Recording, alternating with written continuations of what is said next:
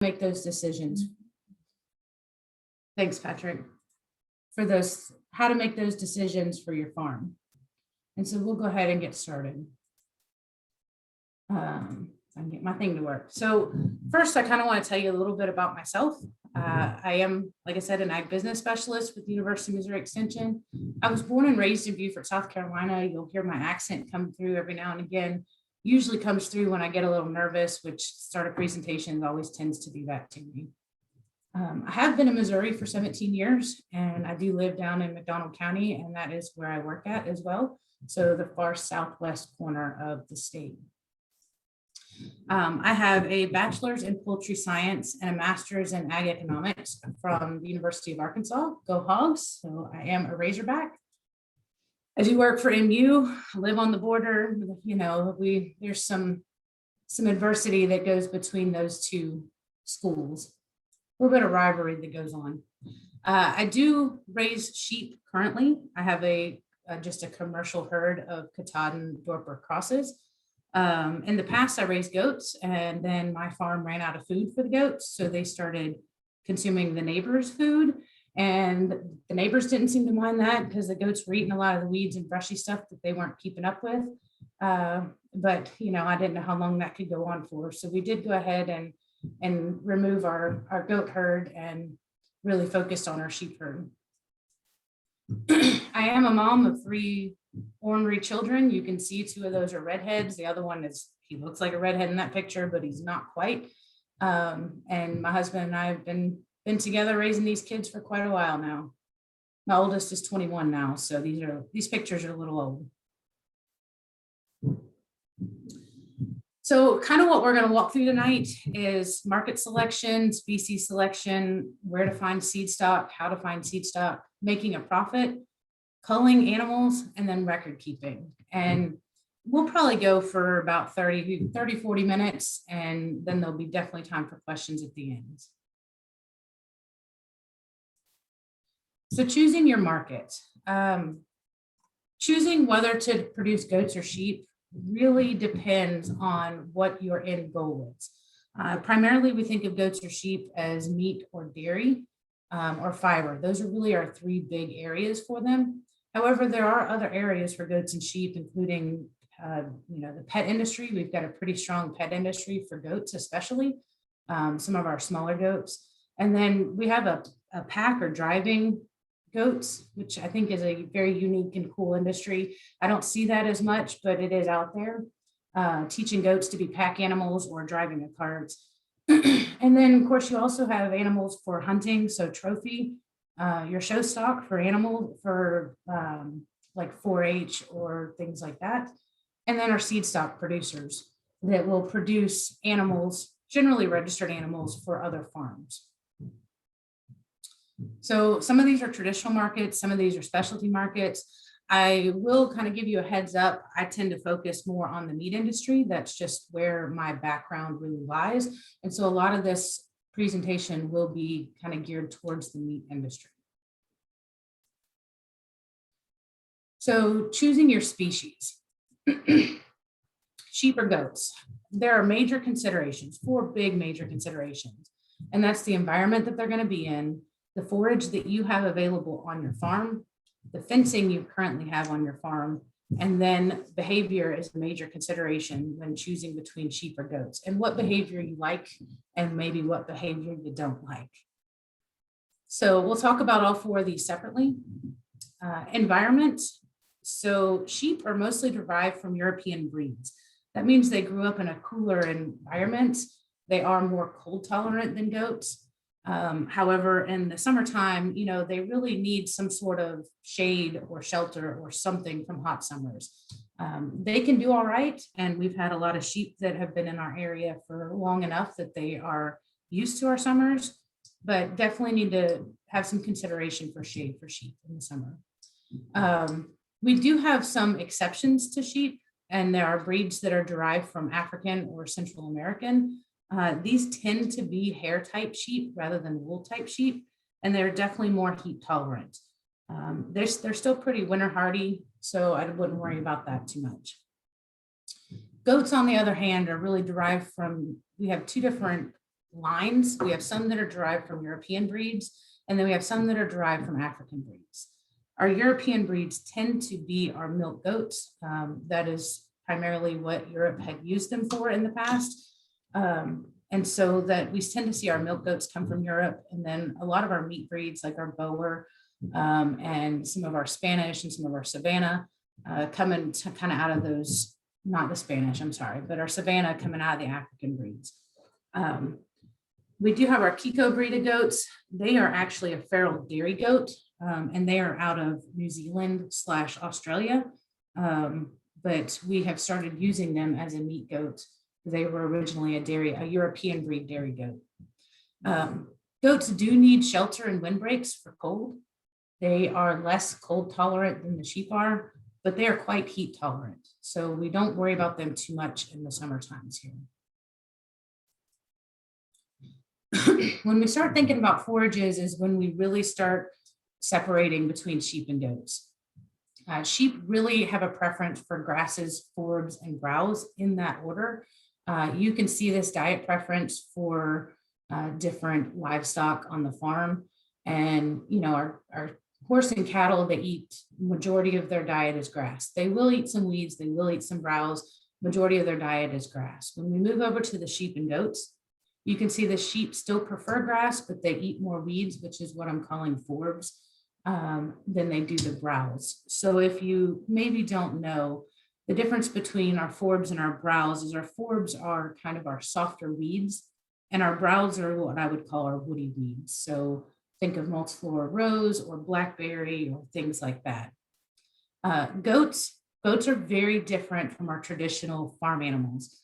They prefer browse. And so their first bite that they're going to take out in a pasture is going to be the multiflora rose or the blackberry or the briar or different things like that. So if you don't have browse, you definitely don't want to be bringing some goats in. So another big difference is how these animals eat. Sheep tend to eat with their heads down. They will graze really close to the ground. A lot of cattle farmers don't like sheep in the sense because they do graze closer to the ground if we let them than cattle do. So we definitely got to keep the sheep moving. Goats, on the other hand, are head up grazers, so they graze from the top down. And when I say head up, that doesn't necessarily mean all 4 feet on the ground. Oftentimes you'll find these guys standing on 2 legs, reaching for the highest branch that they could possibly get in their mouth. And you can kind of see in these 2 pictures, you know, the sheep are grazing the grass pretty low. They're leaving some weeds, and the goats have grass all around them, and yet they are preferentially choosing the browse. Another major consideration is fencing. Dr. Pinkerton once said, if it won't hold water, it won't hold a goat. That's a pretty consistent thing to hear when we talk about fencing goats. So sheep I consider them kind of easier to contain. And I tell you, I've raised them both. Goats will find every weakness in a fence that you might have. The sheep, on the other hand, I tell you, I can leave my main gate open and the sheep will come to where the gate is usually, and they will stand there all in a row and look out like there's this whole new world out there, but they will not cross the threshold. I mean, you really have to push on them to get them to cross the threshold. So I find that sheep are easier to contain. You know, you can run them in a 5 to 10 strand barbed wire as long as they know their perimeters, or 5 to 7 strand high tensile electric. Woven wire is fine for them as well, or a combination of woven wire with the barbed wire on the top and bottom. We call that bottom wire, that bottom barbed wire on a woven wire fence, the rust wire. And so that allows us to move our woven wire fence up off the ground so that we're not rusting the bottom of our woven wire. Instead, we're kind of sacrificing a piece of barb down there. But sheep do tend to respect boundaries. Goats are harder to contain. Barbed wire will not contain goats.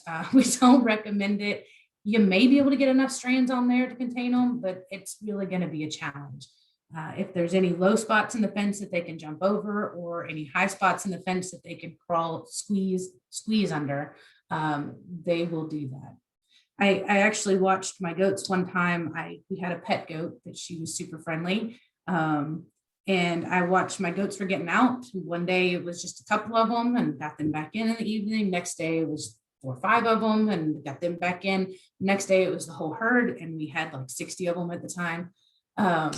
And I followed, finally Saturday came, and I'm like, I'm going to follow these guys. I'm going to figure out where the heck they're getting out at. And we had the woven wire with the barbed wire at the top and bottom. And what they were doing, we actually had 3 strand of barb above the woven wire.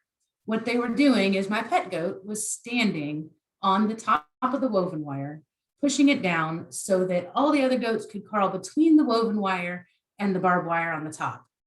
And then she would squeeze through behind them.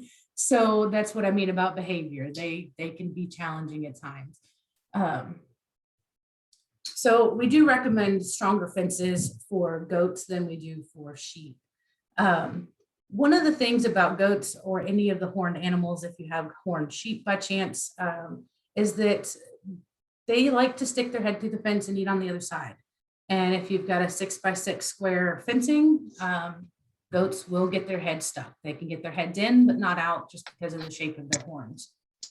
So one of the things we recommend for that, if you don't dehorn your animals, is a 6x9 or a 6x12 woven wire. And that allows them to get their heads in and back out. So along with fencing, we have the farm gates. You notice I've got sheep and goats here. A regular standard farm gate with a little bit of clearance underneath will probably hold your sheep. It will not hold goats. They will climb through the fence. They will climb under the fence. That post leaning and holding the post up, the one angled on the right-hand side of that sheep picture, the goats would climb that and jump over your gate. The one on the right, you can see we've got a standard farm gate, and then we also have a cattle panel across that, extending down so that the animals can't get through that. Sorry, Amanda, do you mind if you go ahead and mute your mic, please?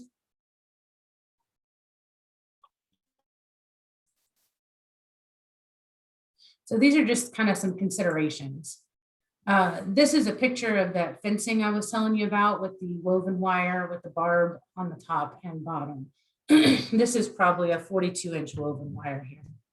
And then it's got the 6x6 squares. One other consideration about fencing is that with sheep and goats, it's not always about fencing them in, but some of it is about fencing predators out. Sheep and goat tend to have a few more predators than our cattle do. So fencing the predators out is another consideration that we have to think about. When we talk about behavior, there are 2 big differences between sheep and goats. Sheep have very strong flock instincts, and goats are kind of individually curious. So they will flock as well. But what I mean by that is a goat will leave the herd to kind of nose around something and learn something. They're very intelligent creatures. But sheep have, and they're intelligent creatures too, but they have a much stronger flocking instinct than goats do. Sheep do tend to run from things that frighten them. And when one sheep goes, all sheep go. If you're trying to move them and one goes the wrong way, the rest of the herd will follow the one that went the wrong way. Definitely follow the leader. If you get one, you get them all. The other thing that's neat about sheep and goats both is that they recognize their handlers by sight and by sound. I had an illness a couple of years ago, and then I was kind of laid up. My husband did all the chores, and so I hadn't been around the animals. And then when I went out to the animals, they're like, oh, a stranger. I don't know this person. Who is this person? And it used to be the other way around. My husband would come out and they'd all be like, whoo, I don't know that person. That's a little scary. But both sheep and goats do recognize their handlers by sight and by sound. So that's something to be thinking of if you try to bring somebody on the farm because you want to sell animals off the farm. When you bring a stranger in, the animals will not respond how they typically respond to you. It's a good idea to have them pinned ahead of time, or you might not catch them. One thing about goats, one of the kind of curiosity behaviors is that they really dislike getting wet. One or two drops out of the sky and they are beelining it for the barn or any cover that they may have. Goats do like to climb over or under, like I mentioned with the fencing. It doesn't matter. They're curious creatures, and if they think they can get on it, they will. And if they think they can get under it, they will try, or through it. Both of these are pretty highly food motivated. But goats have been used in some science experiments of figuring out puzzles to get food. And what they've also found is that they have a long-term memory for these puzzles, which I think is really neat. So they taught them they learned the puzzles, got the food, took the puzzles away for about a year, put them back, and it took them much less time to figure it out a second time. So they figured out they had long-term memory. One other big consideration is that bucks and rut are very smelly. They like to coat themselves in their own urine to attract their female counterparts. And that is not a very pleasant smell for the humans that are dealing with these guys. The does may love it, but the humans tend not to. When I talk about behavior, I kind of wanted to bring these pictures up. So in picture one, kind of what you're seeing is a sheep herd at rest. You can see they're all grazing. There's no alert going on. They're content. They obviously knew their photographer, or the photographer was far enough away that these sheep had no threat to them. In picture two, what we're seeing is a group of sheep that probably were out grazing, and now there is something going on in their environment. And so it's caught their attention. You can see a lot of them are actually looking at the photographer rather than grazing with their heads down. Picture three, this is that flocking instinct that I'm kind of talking about here. So we go from grazing and all spread out. So two, being alert. Three, we're starting to flock together. Notice that we've all got our heads up. We're all looking. We're all trying to figure out what's going on and which way we need to run.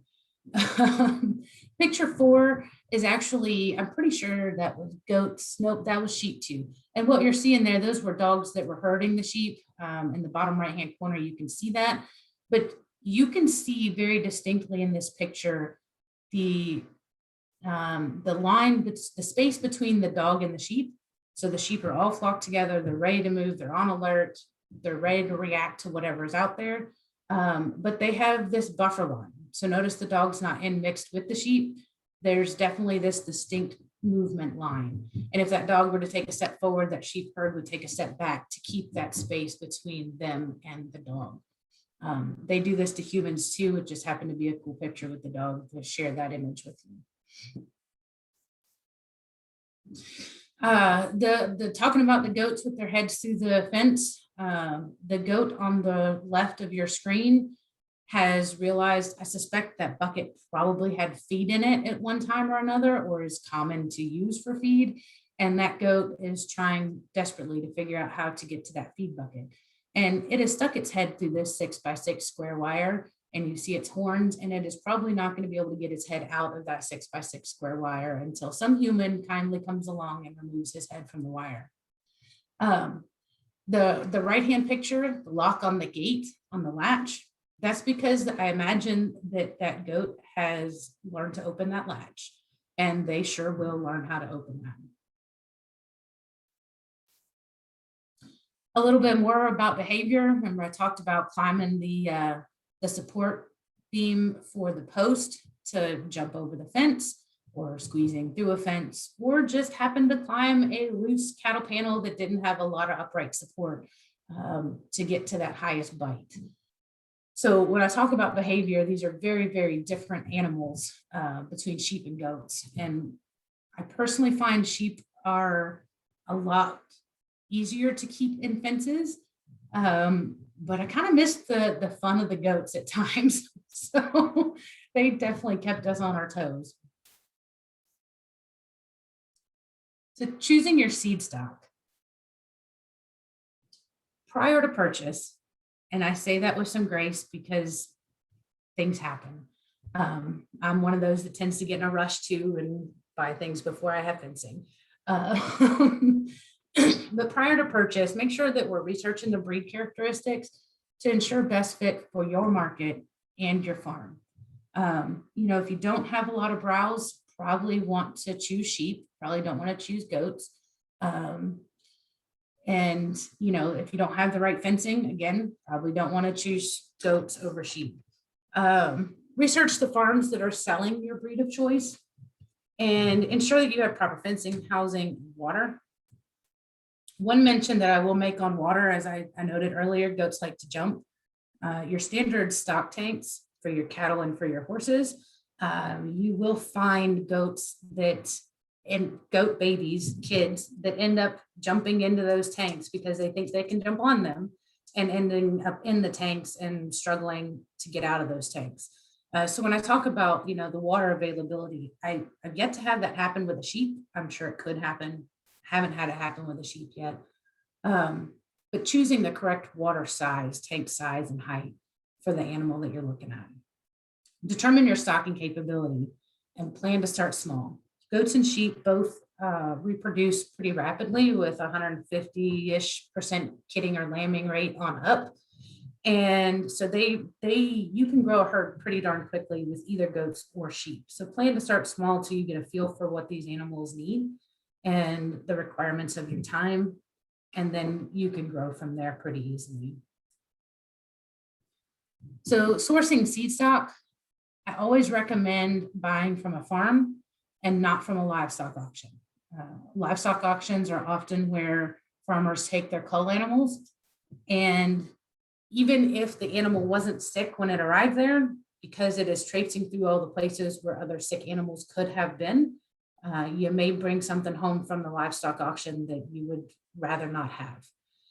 So, sourcing the farm, you want to find a reputable source.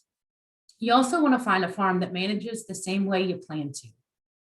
You don't want to buy, if you plan to have a hands-off herd and not really feed a lot, if you want them to manage on their own in the pastures that you have, you don't want to buy animals from a show stock, from a farm that breeds for show animals, because those animals are used to having feed right in front of them and not sourcing their own and finding their own out on the farm. And oftentimes you find a train wreck when you manage differently. On the flip side, if you plan to raise show stock and you go buy from a commercial farm that, these animals are used to just kind of fending for themselves, and you put a bunch of feed in front of them, you're probably going to have a disaster too. So just make sure that you're buying your animals from a farm that manages the same way that you do or that you plan to do. Production history. I told you this is going to be more geared towards meat, but this could go for dairy as well. If you plan on if you're selling for the meat market or the dairy industry or even fiber, having production history on the animals that you're buying or from their parents is super helpful to know that you're getting animals that are likely to have a strong production. You can't guarantee it. Genetics are funny that way. So if mom is really great, that doesn't necessarily mean that the babies are going to be really great too. But we do have a higher probability of that happening. Individual animals, first and foremost, make sure that we have proper conformation. We don't want goats with extra teats. We don't want short front ends. We don't want parrot mouth, because we just run into trouble when we don't have good conformation on our animals. I don't recommend buying too young or too old. Bottle babies are kind of trouble in and of themselves, especially a male. If we want to keep a male bottle baby, the goats tend to, we keep a male bottle baby goat and they get smelly when they get older, and then they want to love all over you, which is no fun. On the sheep side, rams tend to get aggressive if they were raised as a bottle baby. So that's one thing we have to really look out for. So not too young, not too old. Really like those animals to be raised by their mothers. And so you're looking, 90, 120 days old at weaning. So when I say not too old, it's because we start losing productivity when they get older. And we'll kind of look at some of that later on in their ages. Good body condition score, not too skinny, not too fat. We have problems at both ends. We get mamas that are too fat, and we start having some medical issues with them, and maybe hard labor or some ketosis issues. There's just a lot of problems that come when they're too fat or too thin. Good FAMACHA score. Does everybody know what a FAMACHA is? Nods, nose. Okay. FAMACHA is essentially, we are looking for signs of anemia, and we look in the inner eyelid. Because one of the biggest enemies to our sheep and goats is Haemonchus contortus, and it is a blood-sucking internal parasite which can cause our animals to be anemic. And so taking a FAMACHA class, learning what it is, learning how to check animals' FAMACHA scores is something to keep on your to-do list. So making sure that the animals are not anemic, because that is a decent sign that maybe they're not having parasite problems. Do not recommend, like I said, from livestock auctions, don't recommend purchasing somebody else's cull animals, not very young or very old, or animals from a different climate. We live in Missouri. I don't recommend buying animals from Florida or from Maine. They're probably just not going to do well in our environment here. So we'll move over to making a profit. Some major considerations are your costs or expenses. Feed is generally our highest cost that we have with raising any kind of farm animals. And then we have also a cost for replacements and then any medical interventions that we might have. And then the other big consideration is the income or revenue. And so this is where I really get into the meat side of things. And I talk about how our income and revenue is really governed by our market weight and the number of head that we can market, and then our market timing. So I will say the most profitable herd is the one that costs you the least on your farm. And that sounds counterintuitive. If anybody's watching meat markets right now, they know that goat prices are astronomical and through the roof. However, if you have really improved pastures, then goats aren't going to do well on your farm, and they're probably not the most profitable for your farm. So having the right match of animals and forage is first and foremost important.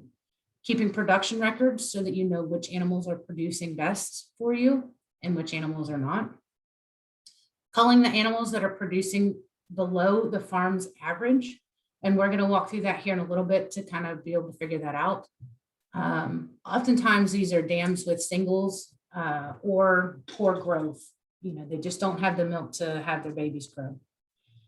We want to retain the replacements from animals producing above the farm's average. And again, we'll get into that here in a little bit later.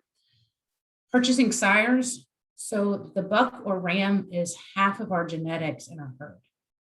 Every baby out there has half of their genetics from probably one, maybe two bucks or rams that we've brought in. So I always recommend that we have production records on our sires, that our sires are proven before we bring them to the farm. There are buck and ram tests out there. Northeast Oklahoma University, I think that's the right name for them. They do a buck test, so they're one of our closest, and they bring in goats every year and really compare how they grow on farms. Maryland University also does some, and there are some ram tests out there as well. And the other big thing is learn how to supply the proper nutrients at the lowest cost. Buying alfalfa hay all year round for meat producing animals is probably not our best use of funds to provide nutrients for those animals. So making a profit, learning the seasonality of your market. If you can see, I hope that's showing up all right on your screens. The top graph is a seasonal price index for our feeder lambs. That's 60 to 90 pound lambs that will probably end up in a feeder operation somewhere. So being fed for a little while and then being butchered. The bottom graph is our seasonal index for our slaughter kids. These are selection ones. So these are our heavier kids at a younger, that's not even a good way to put that. Traditional Boer market, I guess, is kind of what you can say there. A nice fat kid. These are 40 to 60 pounds. Both of these are based on San Angelo, Texas's auctions. And so these are actual prices that were gone in to figure these out. So what I'm saying is both of these animals have a seasonal price index for them. Prices are generally higher in the winter and spring, early spring, and then they drop down for summer and fall to kick back up again in the winter. And the reason for this is because sheep and goats tend to be seasonal breeders. They are short day breeders is kind of what we call them. So they tend to breed in the fall and winter, some spring when day length is the shortest. So they're seasonal breeders, which means that their babies are born in winter or spring, which means we have a lot of babies ready for market in the summertime, summer and fall, which is why we see those seasonal price declines. There is the ability to breed in the off season. There are some breeds within sheep and goats that do better at breeding in the off season. They're not so much seasonal breeders as most of the breeds are. However, we tend to see a lower pregnancy rate when we breed in the off season and a lower weaning rate for the does that are actually bred. And so even trying to breed in the off season, it often doesn't work out in the farm's best interest because we have less pregnancy and lower birth rates. Excuse me. So culling. I feel like culling is probably our most important tool in our toolbox when it comes to sheep and goats. I just cannot stress culling enough when it comes to sheep and goats. And so the definition of cull is to reduce or control the size of a herd by removing weaker animals. And because I designed this presentation, I get to change the definition willy-nilly sometimes. And so I say that it's to reduce or control the size of the herd by removing lower performing animals. Because sometimes the animals that we're culling out of our herd aren't necessarily weak. They don't maybe have medical issues or anything like that, but maybe they're just not performing up to the same standards as everybody else. And so if we keep those animals in the herd, then we have to pay to feed them. And they're not bringing in as much revenue as the rest of the animals in the herd. And if we were to remove that animal from the herd and put in a higher productive animal, then it would be better for the overall farm. So I like to change that definition a little bit and say lower performing. When we talk about the profitability of culling, I like to have the management emphasis, or if we have a management emphasis on reproduction, growth rate, carcass quality, and the ability to thrive in the environment, then we will improve productivity and profitability. So let me say that one more time. We emphasize reproduction, so the number of kids born and weaned. You can replace lambs any place I put kids. Our growth rate, so these animals are growing quickly. Our carcass quality, because I'm talking about a meat market here, so we have to have a nice quality carcass to get our premium prices at the market. And the ability to thrive in the environment. So we can't have animals that are failing in our environment and have everything else go right. So these are the things that will improve productivity and profitability of the farm. When I think about culling reasons, not producing, not weaning a kid or lamb, poor conformation, physical unsoundness, poor health, internal parasites, foot rot, unthriftiness, poor producer, poor motherability, no multiples, behavior, bad behavior, temperament, and then less profitable. These are not in any rhyme or reason. These are not like listed highest to lowest. I have them all pretty in here equivalent. So when I think about reasons to cull, the list can go on and on. I've just listed the most popular ones here. But when you look at this picture of these beautiful Savannah goats, who do you cull? And I've asked this question a lot of this picture over the years. And a lot of people want to point out this young lady in the very center in the front because she's thinner than everybody else. Or they point out the short one that's just to her right because she's smaller than everybody else. And I would argue that none of these animals off from this screen could I pick out and say that we need to call this animal from this picture. I would say the lady just to the left of center, who's really heavy and has a nice bag started there, she's probably just about ready to drop kids or has just recently dropped kids. As big as she is, I'd probably say she's just about ready to drop kids. Maybe she bred out of season. Maybe she's the one we call, even though she's one of the better lookings in there. You know, we just don't have any information about this picture. And so I kind of use that to prove a point that without production records, we don't know who to call. So you call the obvious first. So that picture is the previous picture we had with that list. You call the obvious first, and that leaves maybe internal parasites or foot rot, poor producer, poor mother ability, no multiples, and less profitable. Definitely have to have the animals clearly marked from birth, whether that's ear tags or necklaces that I don't really recommend, especially on goats, because they'll get hung up and do silly things. It is possible to have them, just not my preferred method of marking. And then keeping records. So we keep records on health, mother ability, behavior, and then our performance records. So we'll get into a little more detail of the record keeping. So health, we record all interventions, any vaccines, medications, hoof trimming, deworming, FAMACHA scores, weight, any interventions that we might have in these animals, we record it. Because honestly, the animals that we have less interventions with are generally our more profitable animals because they are costing us less. Mother ability, you know, if there are any birthing problems, or maybe they're not accepting new babies, or maybe they've only had one baby, or maybe they had 3 babies, but they were only successfully weaned 1 because the other 2 were lost at some point. Or they had poor growth rates or great growth rates.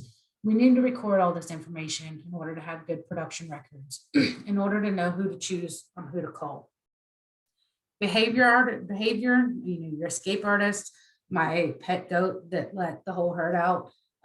She was called after I figured that out because I couldn't have her letting the whole dang herd out, even though I loved her. That was bad behavior. And then performance. So we record the births and we record how well those offspring develop every year. When I think about production records, you know, I think about attributing to the doe or ewe our pre-birth to weaning. So that includes our birth weight, our birth order, whether that was a single, twin, or triplet, or more. I hope not, but or more.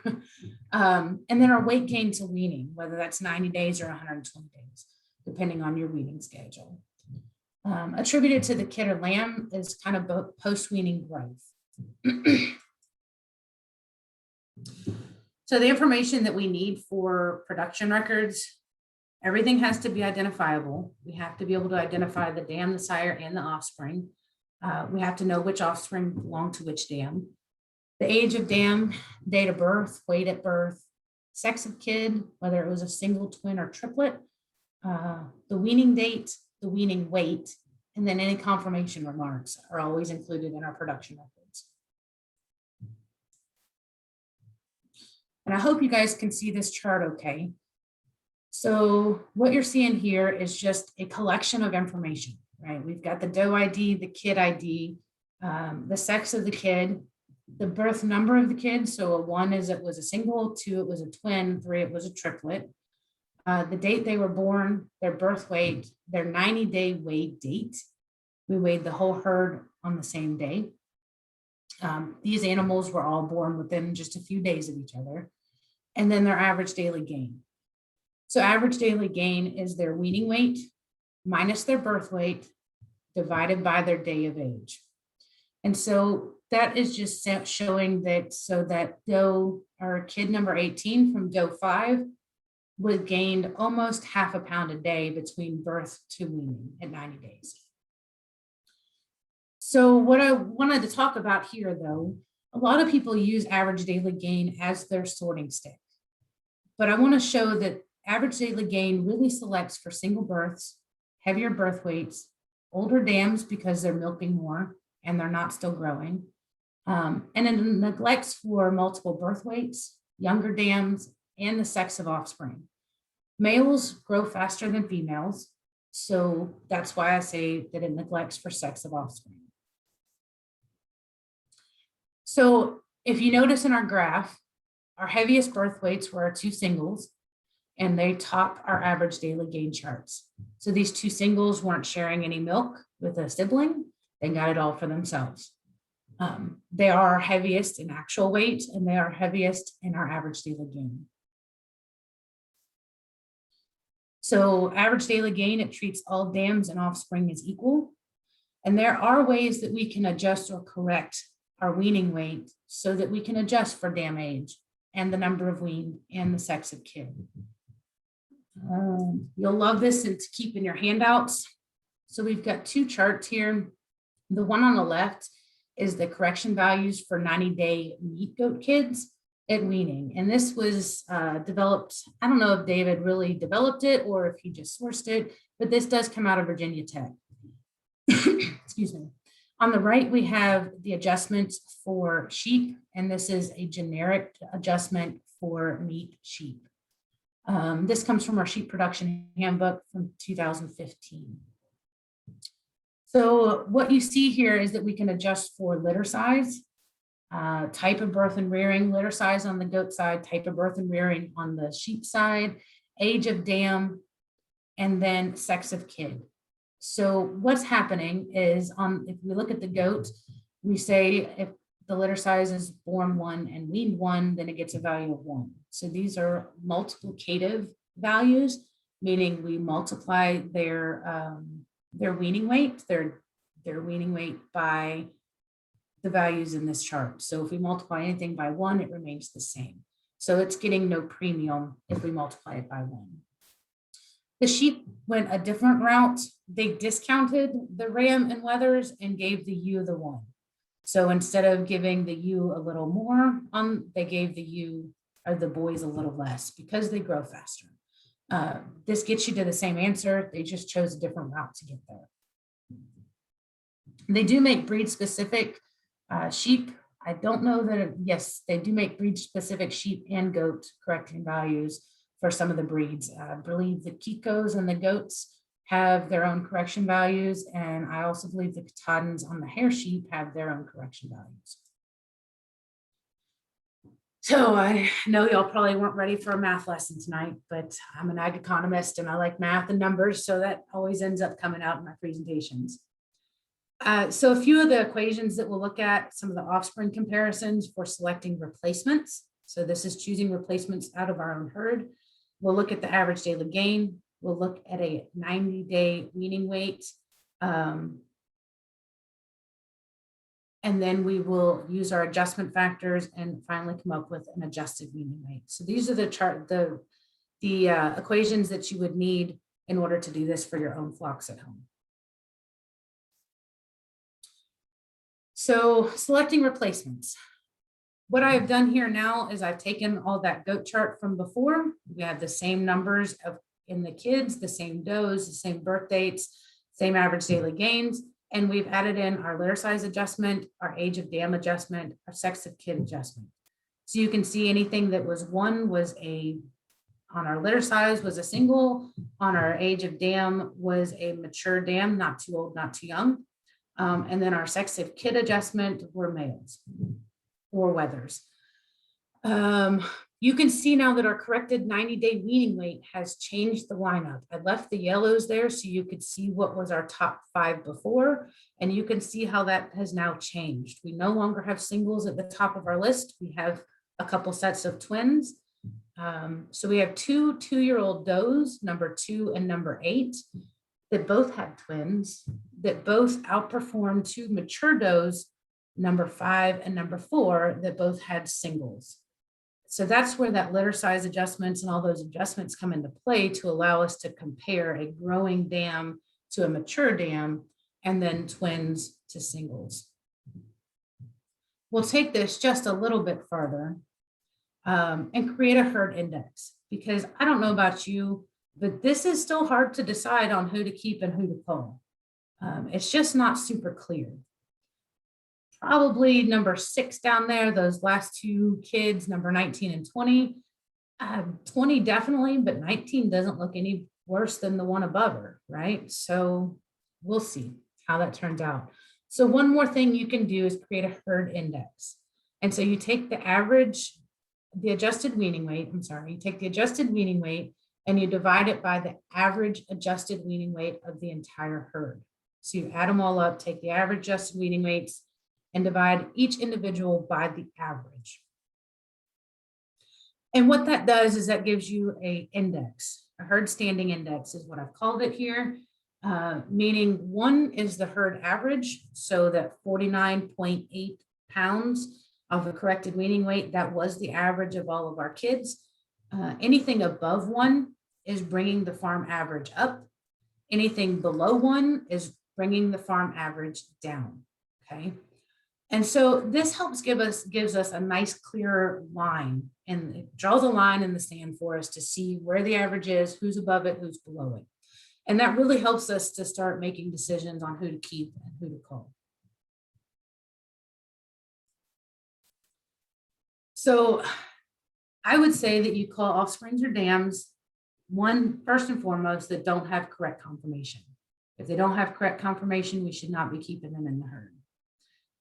And then the index score, where do you draw the line in the sand, becomes a farm level decision. Are you trying to expand your herd? You know, maybe we drop down just a little below average and keep all the females we can keep. But that really becomes a farm level decision on where you draw the line in the sand. Hide color. Some people, if you're working in the pet industry, if your market is the pet industry, hide color is super important. If you're working for the meat industry, I would argue that hide color is really not important, and I would not choose that over production.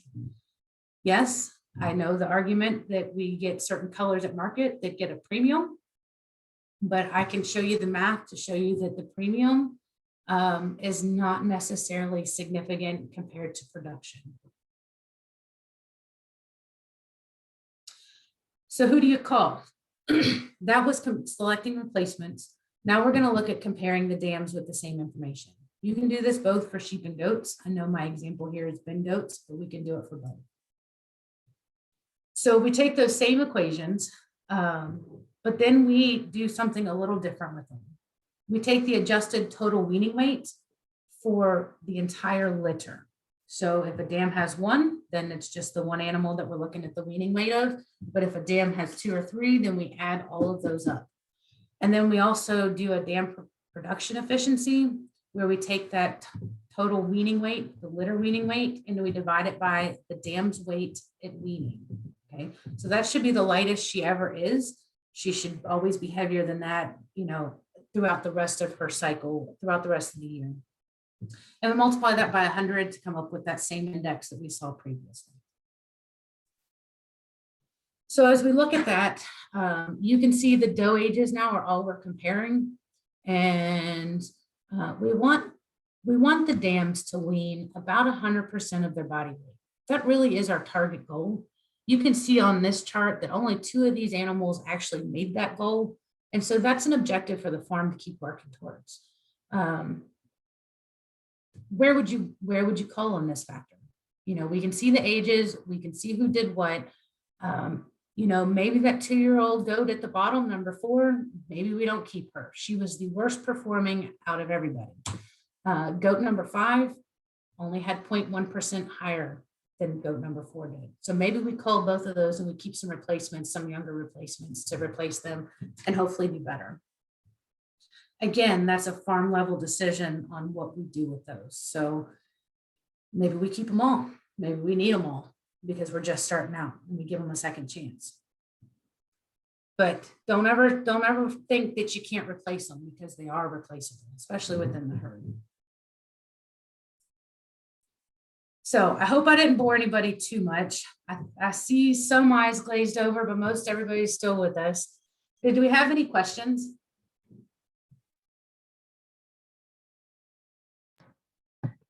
We had a few, but they were answered within the chat. Maybe people want to open up now and possibly type into the chat. if they have other questions.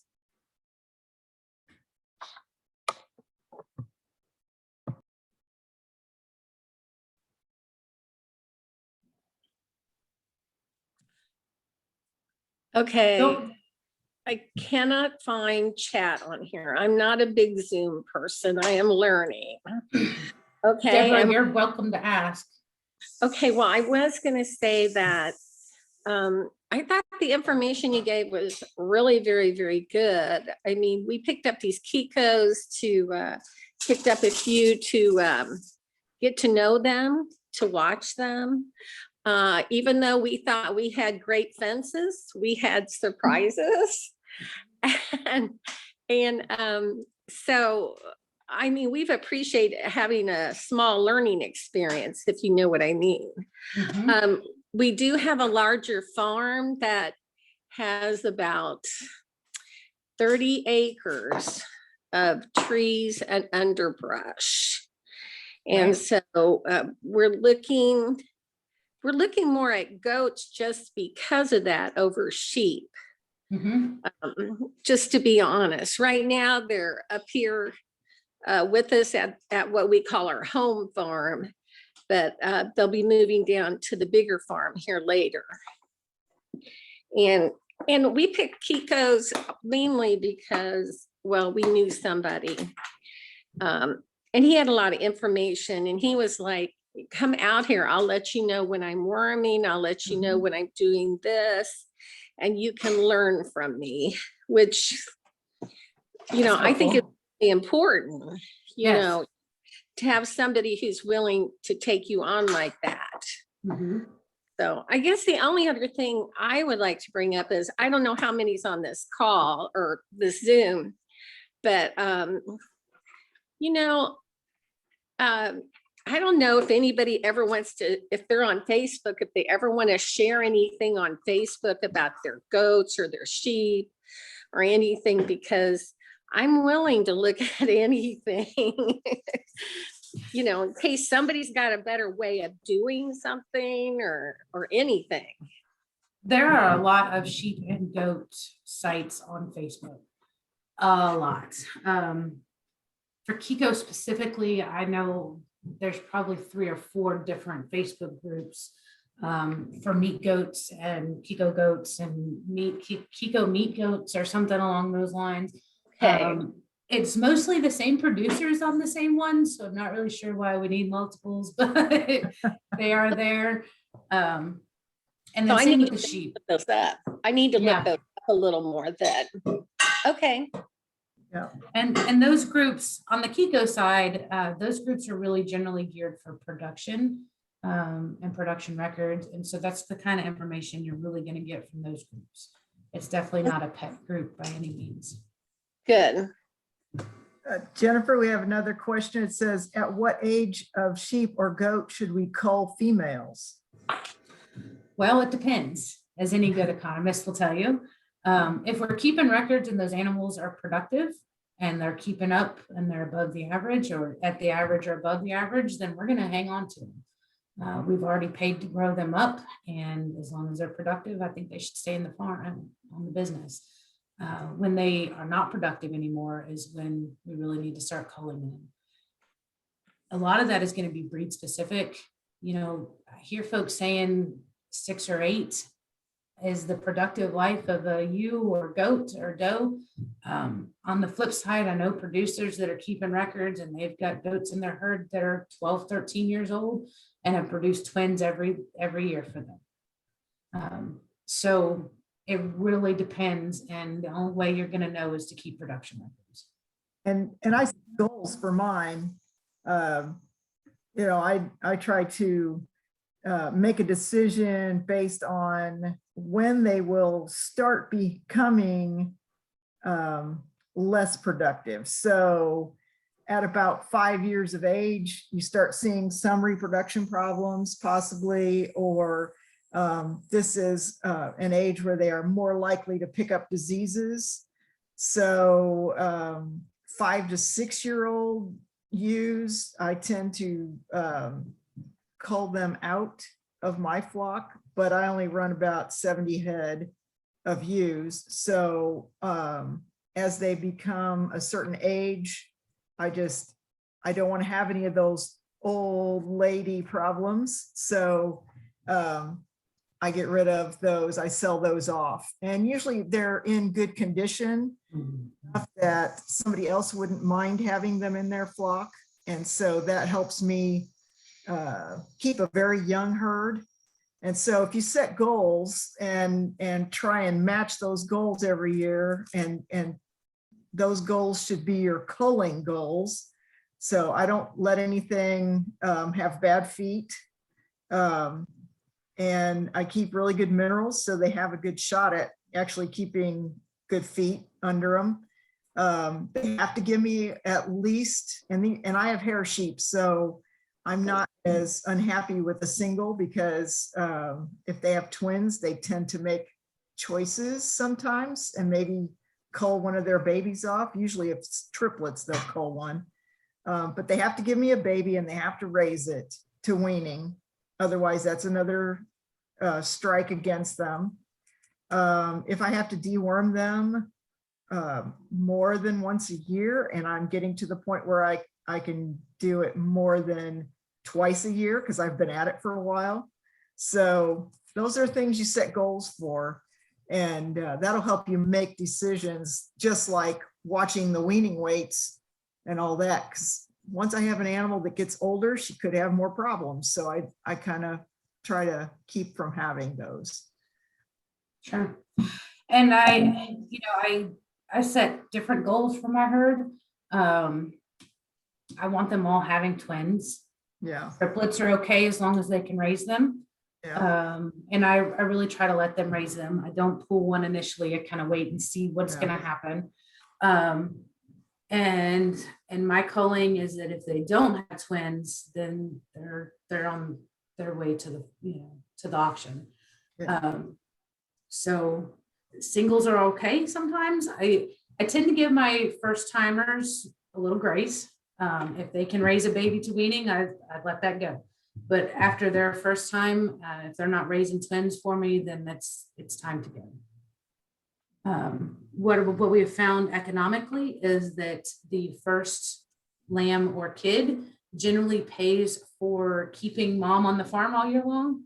The second lamb or kid generally brings profitability to the farm. And so if they're not having two, then you're just breaking even, and you're not really, that's a very generalized statement, but you're breaking even and not making really a profit on the farm. Yeah. So, Well, and I'm totally grass fed, so it takes me about a year to get them back to market. So right. Twins are definitely better. With American black bellies, they are survival type animals. So basically, if they have triplets and the weather is really harsh, they will tend to shun one of their babies. So I prefer not to have triplets. But that's just this breed. So here again, here's a breed difference that we need to account for. Right. So, and so there's lots of reasons to cull and lots of reasons to set goals, and those will help you make a lot of decisions. And I know somebody asked about pricing, and if you give me just a minute, I can pull up a couple charts for you. And while we're doing that, we had somebody that said, asked the question, can sheep use a 4-ball waterer? I don't have any experience with that. I use sheep and goat stock tanks or water coolers because I have to be portable. So does anybody know? I don't have any experience with that as well. Usually the ball waterers, where they have to press down the ball, is a lot of times it's too much pressure, especially for the younger animals, for the babies. So that's especially if it was set up for cattle, because a cow has a lot more weight she can throw around to punch that ball in to drink out of. But I don't have any real experience with that. I'm just assuming that the pressure against that ball would be quite a bit for a sheep or a goat. A goat might handle it if they were over 150 pounds. They do make specialized ball waters for sheep and goats. Okay. They do have a smaller ball in them, Yeah. smaller drinking area. But a lot of people don't want to change what they've been doing for cattle. And so then they wonder why they have problems. And you just really do need to accommodate the smaller animal.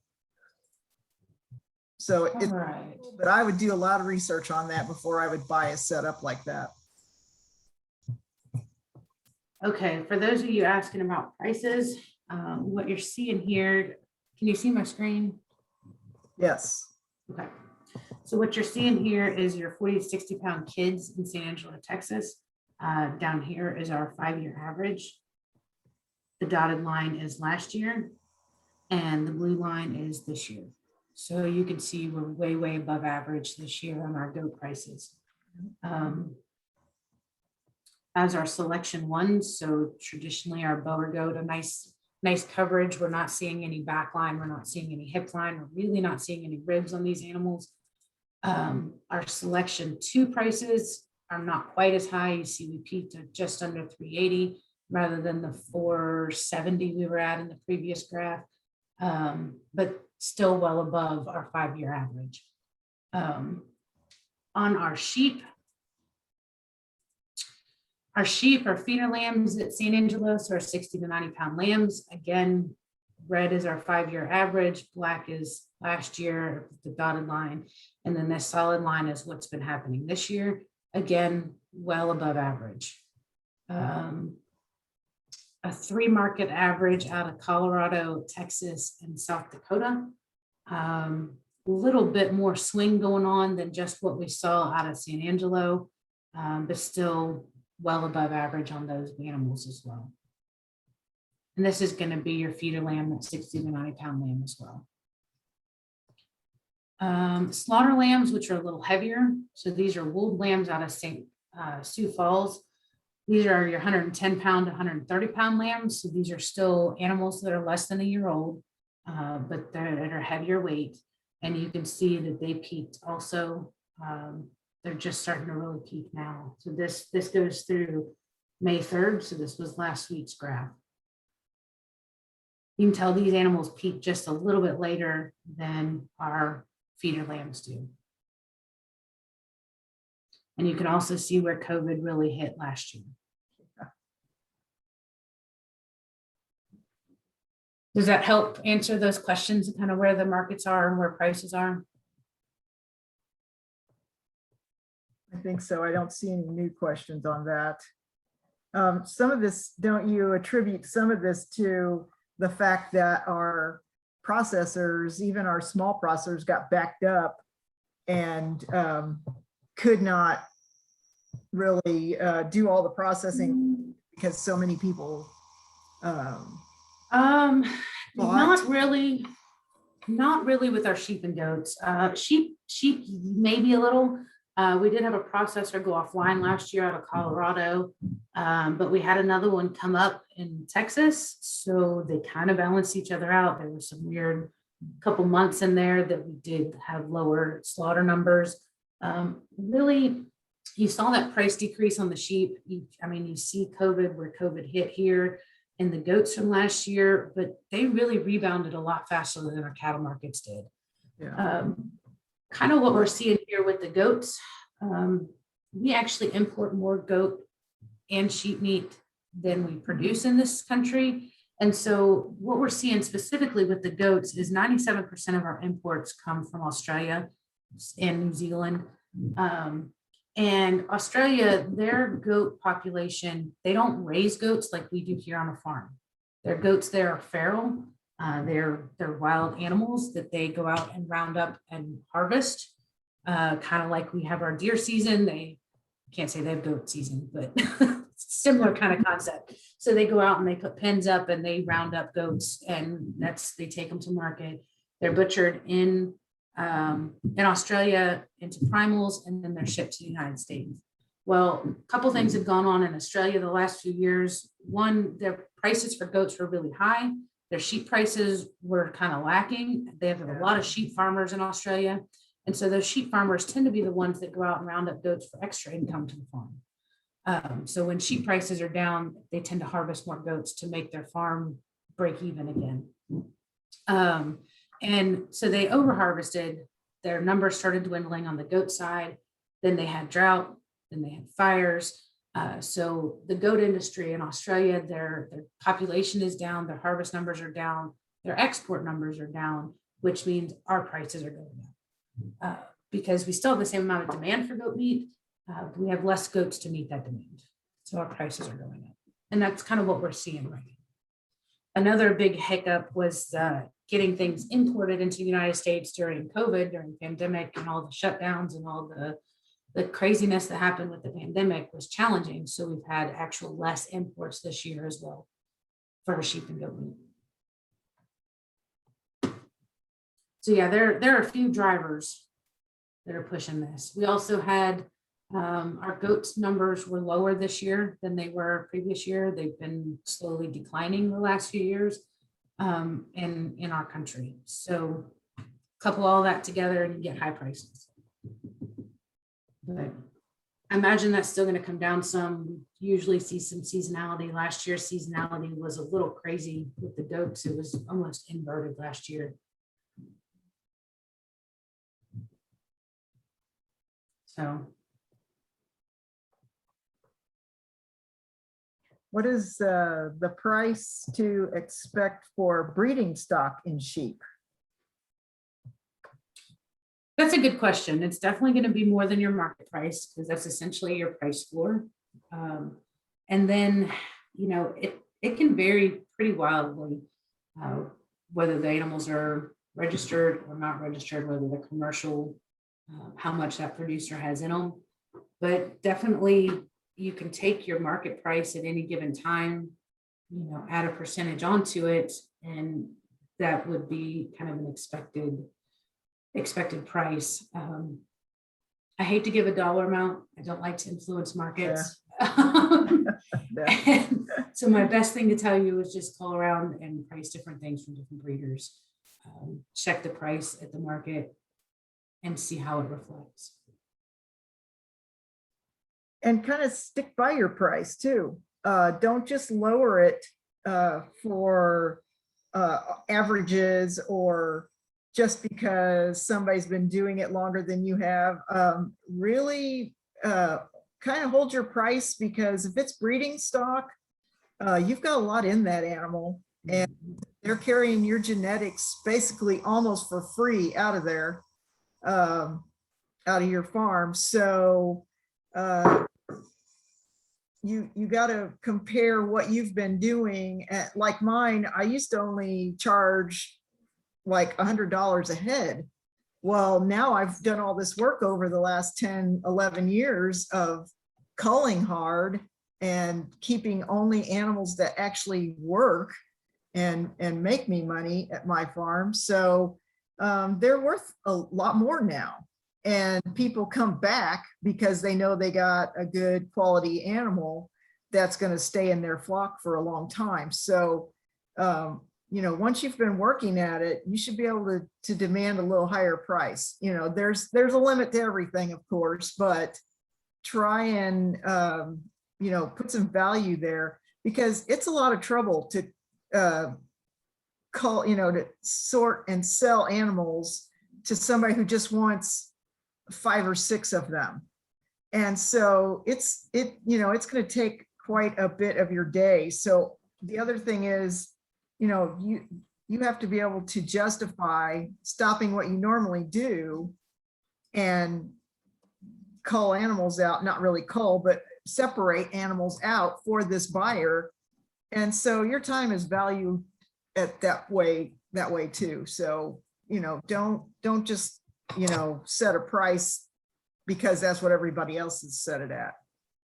Take into consideration the value you have created with this livestock.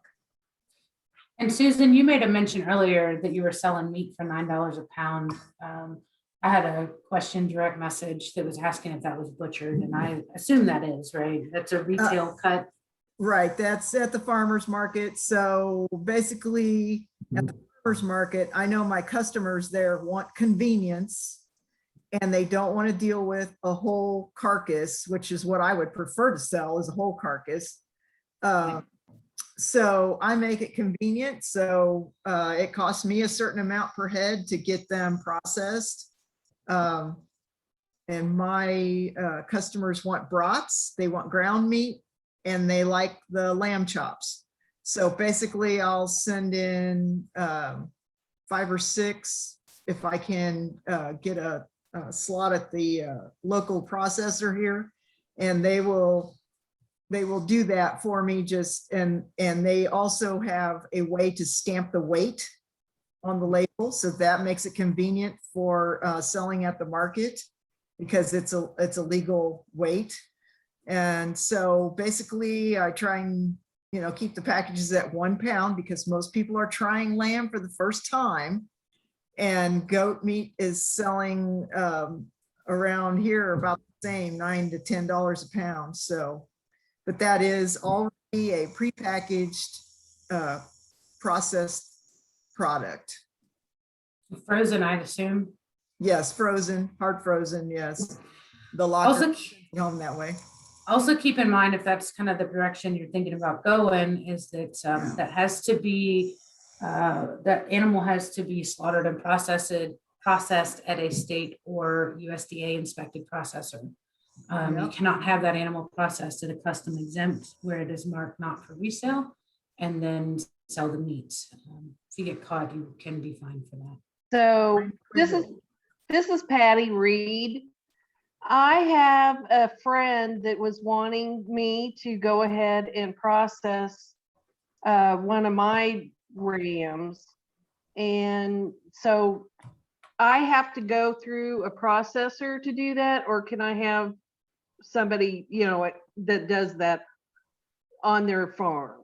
I've got a friend that does that with his own cows and stuff like that. Okay, so. So the the rules technical about that. answer is, if you sell a live animal to somebody and they have it processed however they want, that is no longer your concern. Okay, However, you cannot have an animal processed outside of a state inspected or federally inspected facility and turn around and sell the meat. ooh, You sell the animal, Live animal. live animal is okay, and then that person chooses where they have their animal butchered for their okay, own personal consumption. So a way to do this is I sell that person the live animal. They pay me all the money that I have asked them to pay. yes, ma'am, And I deliver it to the processor for them. yes, And then even if it's a custom exempt, they now own that animal. Okay, then they tell the processor and pay the processor. They tell the processor how they want it cut, okay, processed. okay, If like I'm selling some of it, my meat at the farmer's market, right, so it has to be federally or state inspected, and it has to have that stamp on it, yes, package. You can choose whether you want to put your own name on it, but it's a lot cheaper if you just let the processor keep their label on it, because it's all legal and legit. of course, And they can, Okay. some of them can give you a weight on it like that, so you can sell it by the pound down to the. okay. Thank you very much. I appreciate that. And if you have more questions, if you go to the Missouri Department of Agriculture and then search on their site for the Farmers Market Handbook. Oh, okay, Lots of details about that. And then there's more resources. If you contact Jennifer or I, we can help you with more of that kind of stuff. I can do that. Jennifer, I may see that we may have to talk about this on Thursday. All right. Thank you. Sure. You're welcome.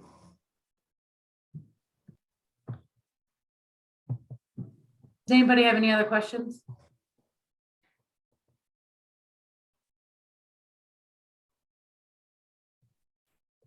Yeah, hey Jennifer, I have a question. Did you get out of the goat business because they improved your farm and got rid of the woody stuff? So then it was time to move on to the sheep. Is that correct? I did. We actually transitioned over multiple years. Our goat herd we had about 70 mamas at the peak of our goat herd. And then we started slowly bringing that down and increasing our sheep population about the same time. But my farm was home to horses for about 40 years prior to me getting it. There was no grass left on the farm at all. The farm hadn't been brush hogged in multiple years, and we had lots of saplings and things growing up in the pastures. So goats were really our best viable option for cleaning up the farm. They did point out every single weakness in our fences, but they did a wonderful job cleaning up the farm. And now I have way more grass than anything else. And so, like I said, we slowly transitioned out of goats and into sheep. The final year that we had goats, I think we had about 15 does in the herd. We had already kind of swapped it around to where we had more sheep than goats. I understand that sheep and cattle have different parasite issues. And if you rotate intensive grazing sheep on a tighter schedule, you can manage the parasites better, from what I understand. What are your thoughts about grazing sheep with the cattle, or do they need to be on a completely different grazing cycle? How would that best be done? Do you have an opinion? Do you already rotationally graze your cattle? Well, I tell you, I just retired. And so what we're putting in the infrastructure and the farm, I have at least this year, and we're trying to get everything done so that next year we can start. Gotcha. Rotating the cattle after the sheep is one of the things they talk about, because then the cattle kind of come behind and clean up any parasites that the sheep may have left on the pastures. And I believe that they talk about getting the sheep back to those pastures sooner if we do rotate cattle behind them. If not, Susan, do you know the length of time before we bring sheep back to the same pasture for homunculus? Most people are going to say that the parasite itself has about a 28-day cycle. That's what I was thinking. Yeah. So, but I want to see that grass taller, so they're not down past 6 inches, because that parasite can crawl up 6 inches high on that grass. Right. So, I would wait till my grass is maybe a little bit of a waiting period in there. In the growing, it could be 40 days, 45 days.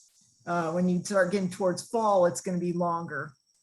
So, but just keep that, don't let that grass get down below 6 inches, and then you're not going to have as many parasite problems with no matter what you're grazing. And that also helps your grass continue to be productive as well. And is this the parasite you're talking about for sheep? Is that the barber pole worm? Is that the same thing? It is. Yeah, that's the common name for homunculus contortus. Okay. Yeah. There's plenty of Why other I can remember parasites too. Go ahead. I'm sorry. why I can remember the big long word and not barber pole, I don't know, but It's one of those Latin words. It's really horrible to try and pronounce. And how yeah. would be, Sorry, Jeff, go ahead. is there a way to get a hold of either of you gals for specific questions as things come up, or no? Sure. I can send you my contact email through Patrick. I can have Patrick send you that. Okay. That may be easiest to have him send you both of our contact informations. The information was on the stuff that I sent this afternoon. Oh, It would have been on there. okay. Well, Susan's isn't yet, but she'll give me hers. Type mine in. I'm typing mine into the chat box right now. Okay. And she's presenting on the final night, so you'll have her contact information from her presentation too. All right. Okay. Thank you. I have to check in the chat box. It's in there now. Great, I see it. Thank you. Sure.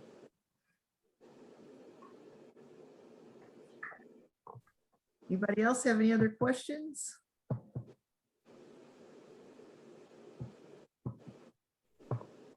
Thank you all for coming tonight. It's Yeah, been it's good. been good. Thank you all for being on. I think we'll wrap it up. We'll start again next Monday night about 7 o'clock. We're talking about more about probably talking about reproduction, nutrition, and I'll be talking about some reproductive management before and after lambing and kidding. I'll also be talking about, I believe Jennifer will be talking about